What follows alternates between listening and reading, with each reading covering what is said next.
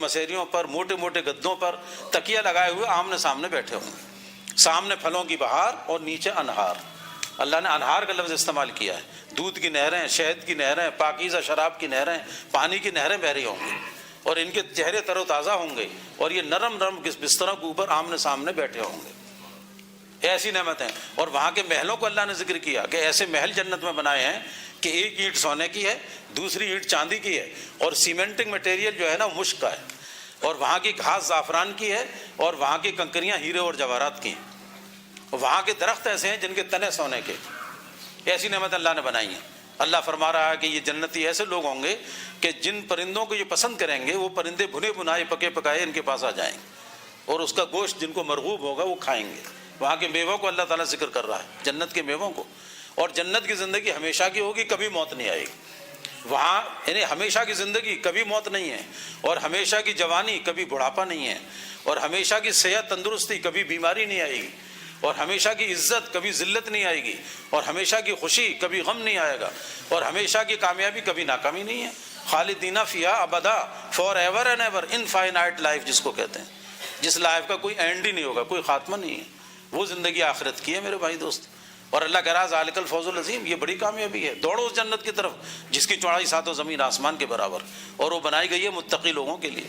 تو میرے پیارے بھائیوں، آخرت کی اصلی اور ہمیشہ کی کامیابی جس کا نام جنت ہے، اور دنیا کی ٹیمپریری وقتی کامیابی اس کا نام پاکیزہ زندگی ہے، ان دونوں کو اللہ تعالیٰ نے ایک ہی طریقے میں رکھا ہے، اور اسی طریقے کی زندگی کو دین کہتے ہیں۔ اور یہ دین زندگیوں میں محنت سے آتا ہے، یعنی یہ دین جو آتا ہے نا محنت سے آتا ہے۔ کتاب پڑھنے سے دین کا علم آ جاتا ہے، لیکن دین نہیں آتا ہے۔ جیسے ڈاکٹری، اب سرجری ہے تو سرجری کتاب پڑھنے سے آ جاتی ہے، کیوں بھائی؟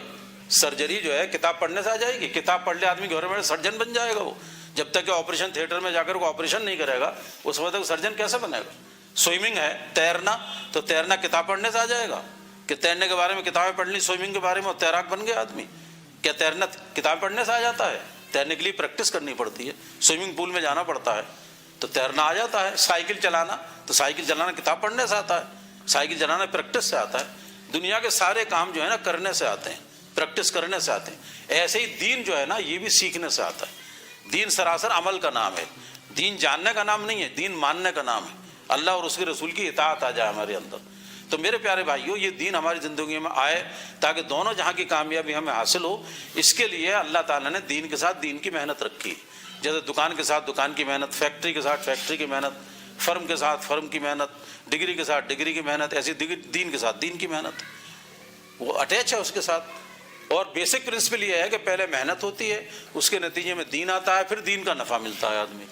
جیسے پہلے میں یونیورسٹی میں پڑھاتا ہوں، 30,000 اسٹوڈنٹ پڑھتے ہیں، اب لڑکے محنت کرتے ہیں، محنت کرنے کے بعد ان کو ڈگریاں ملتی ہیں، کوئی MBBS کی ڈگری لے رہا ہے، کوئی MD کر رہا ہے، کوئی DM کر رہا ہے، کوئی MS کر رہا ہے، کوئی MBA کر رہا ہے، کوئی BBA کر رہا ہے، کوئی PhD کر رہا ہے نا۔ یہ سارے کورسز وہاں ہیں، 100 سے زیادہ کورسز ہیں، اور وہ محنت کرتے ہیں، محنت کے بعد ڈگری ملتی ہے، ڈگری کے بعد میں پھر ڈگری کا نفع ملتا ہے آدمی کو۔ پہلے محنت ہے، محنت کے بعد ڈگری، ڈگری کے بعد ڈگری کا نفع۔ تو ایسی پہلے محنت ہوتی ہے، اس محنت کے نتیجے میں زندگیوں میں دین آتا ہے، پھر دین کا نفع ملتا ہے، جو نفع میں نے ابھی بیان کیا دنیا آخرت میں، دنیا آخرت کی کامیابی بھی اس کو ملے گی۔ اس محنت کے لیے ہر مسلمان کی خوشامد کی جا رہی ہے اس وقت، وہ دین کی محنت ہے جو دعوت کا کام اس وقت پوری دنیا میں چل رہا ہے۔ یہ صرف یہ نہیں کہ ہندوستان میں، الحمدللہ میں پوری دنیا میں گیا ہوں اور اپنی آنکھوں سے ہم نے اس دعوت کے کام کا امپیکٹ دیکھا ہے۔ یعنی آپ حضرات تو ماشاءاللہ بڑے لوگ ہیں، آپ حضرات پوری دنیا میں جاتے رہتے ہیں، آپ نے خود دیکھا ہوگا امریکہ کے اندر کتنے بڑے بڑے اسلامک سینٹرز بن گئے، یعنی انگلینڈ کے اندر کتنے بڑے بڑے دارالعلوم قائم ہو گئے، کیسے کیسے مدرسے انگلینڈ میں چل رہے ہیں، امریکہ میں کتنے بڑے بڑے دارالعلوم چل رہے ہیں، یعنی اور کیسا دین زندہ ہوتا چلا جا رہا ہے، جرمنی کے اندر کیسا دین پھیل رہا ہے، فرانس میں ہمارے استاد ہیں ثناء اللہ صاحب، فاتح فرانس کہلاتے ہیں، وہ 1966 میں MSc کیا تھا، گولڈ میڈلسٹ تھے وہ، تو وہاں انہوں نے PhD کرنے کے لیے پیرس گئے تھے۔ اس وقت میں بتا رہے تھے ایک مسجد تھی اس میں تالا لگا رہتا تھا، اور مراکش عرب اور الجیریا، یعنی مراکش، ٹیونس اور الجیریا کے لوگ وہاں بہت ساتھ تھے، لاکھوں کی تعداد میں،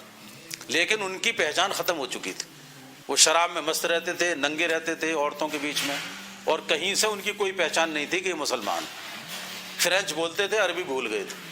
لیکن اللہ تعالیٰ نے ان کو اکیلے یہ گئے PhD کرنے وہاں، تو PhD بھی کی اور دین کا کام کیا۔ اللہ تعالیٰ نے ایسا کام لیا وہاں کہ آج الحمدللہ 3 سال رہے وہاں پہ، یہ 3 سال میں PhD بھی ہوئی اور پی ایچ ڈی کے ساتھ ساتھ ایسا اللہ نے دین کا کام لیا کہ آج ہزاروں مسجدیں پیرس یعنی